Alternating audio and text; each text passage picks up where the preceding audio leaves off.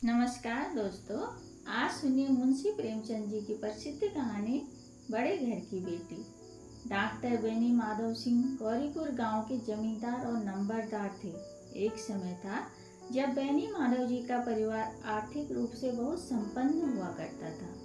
गांव का पक्का तालाब और मंदिर उन्हीं के पूर्वजों द्वारा बनवाया गया था, जिसकी मरम्मत भी अब बहुत कठिन थी। अब उनकी आर्थिक स्थिति पहले जैसी नहीं रही। बेनी माधव जी के दो बेटे थे। बड़े बेटे का नाम श्रीकंठ था।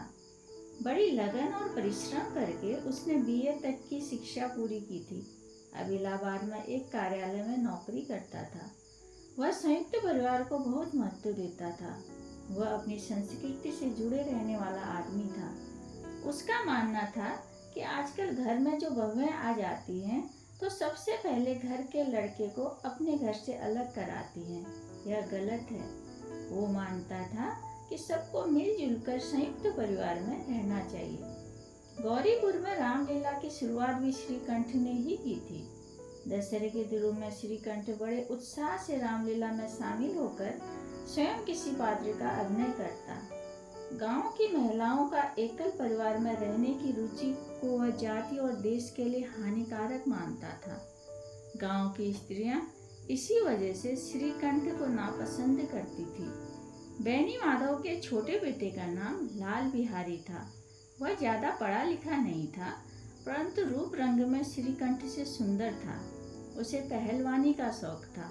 उसने नियमित व्यायाम करके अपने शरीर को सुडौल बनाया था, लेकिन स्वभाव से थोड़ा गुस्सैल था। सवेरे उठकर भैंस का 2 सेर ताजा दूध पिया करता था। श्रीकंठ का विवाह आनंदी से हुआ था। आनंदी ठाकुर भूप सिंह की चौथी बेटी थी। आनंदी का बचपन ऐशो आराम से बीता था। आनंदी का परिवार आर्थिक दृष्टि से बहुत संपन्न था। एक दिन अपने द्वार पर नागरी प्रचारणी का चंदा मांगने आए श्रीकंठ के विनम्र व्यवहार से प्रभावित होकर ठाकुर भूप सिंह ने आनंदी का हाथ श्रीकंठ के हाथ में दे दिया।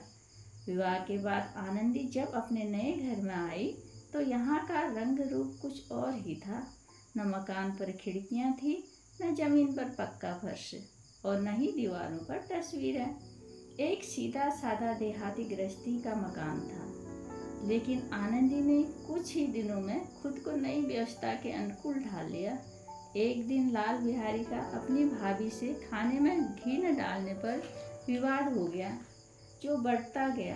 गुस्से में लाल बिहारी ने आनंदी के मायके वालों को भला बुरा कहा। बिना वजह अपने मायके वालों की निंदा सुनकर आनंदी को भी गुस्सा आया और उसने भी लाल बिहारी को सटीक उत्तर दिया। दोनों में बहस इतनी बढ़ गई कि अंत में लाल बिहारी ने खड़ाम उठाकर आनंदी की ओर फेंक दिया, जिससे आनंदी की उंगली में चोट आ गई। 2 दिनों तक आनंदी गुस्से में रही और श्रीकंठ के घर लौटने का इंतजार करती रही। इन 2 दिनों तक पड़ोसियों को पता तक नहीं चला कि इस घर में लड़ाई हुई है। जब शनिवार के दिन श्रीकंठ घर आया तो बेनी माधव और लाल बिहारी ने उससे आनंदी की शिकायत की। लेकिन जब श्रीकंठ को यह ज्ञात हुआ कि लाल बिहारी ने आनंदी पर खड़ाऊं फेंकी है तो उन्हें बहुत गुस्सा आया और अगली सुबह जाकर उसने अपने पिता से कहा कि अब वह इस घर में लाल बिहारी के साथ नहीं रह सकता, और उसने यह फैसला आनंदी के साथ हुए अन्याय को ध्यान में रखते हुए लिया है। पिता कुछ जवाब न दे सके। श्रीकंठ सदैव उनका आदर करता था। उन्होंने कहा, बेटा, मैं तुमसे बाहर नहीं हूँ। तुम्हारा जो जी चाहे वह करो। अब तो लड़के से अपराध हो गया। वह तो नासमझ है, उससे भूल हो गई है। तुम उसको क्षमा कर दो। श्रीकंठ बोला, इसकी इस धृष्टता को मैं कदापि नहीं सह सकता। या तो वह घर में रहेगा या मैं। यही मेरा अंतिम निर्णय है। छोटा भाई लाल बिहारी दरवाजे की चौखट से चुपचाप खड़ा अपने भाई की बातें सुन रहा था। वह उसका बड़ा आदर करता था। अपने पिता का भी वह इतना मान न करता था जितना वह अपने बड़े भाई का करता था। श्रीकंठ का भी उसके प्रति बहुत स्नेह था। उसने कभी लाल बिहारी को डांटा तक न था। ऐसे भाई के मुंह से ऐसी हृदय विदारक बात सुनकर लाल बिहारी को बड़ी ग्लानि हुई। वह पश्चाताप की आग में जलने लगा और फूट फूट कर रोने लगा। वह अपनी कोठरी में गया, कपड़े पहने, अपनी आंखें धोई जिससे कोई ये न समझ सके कि वह रो रहा था। वह आनंदी के पास आकर बोला, भाभी, भैया ने यह निश्चय किया है कि वह मेरे साथ इस घर में न रहेंगे। अब वह मेरा मुंह भी देखना नहीं चाहते, इसलिए मैं जा रहा हूँ। अब मैं फिर उन्हें मुंह न दिखाऊंगा। मुझसे जो कुछ अपराध हुआ है उसे क्षमा कर देना। यह कहते कहते लाल बिहारी का गला भर आया। आनंदी ने लाल बिहारी की शिकायत तो की थी, पर अब वह पछता रही थी। जब उसने लाल बिहारी को जाते और क्षमा मांगते देखा तो उसका रहा सा क्रोध भी पानी हो गया। वह रोने लगी। मन का मैल धोने के लिए नैन जल ही सबसे उपयुक्त वस्तु है। लाल बिहारी जाने लगा तो आनंदी से रहा नहीं गया। उसने उसका हाथ पकड़ लिया।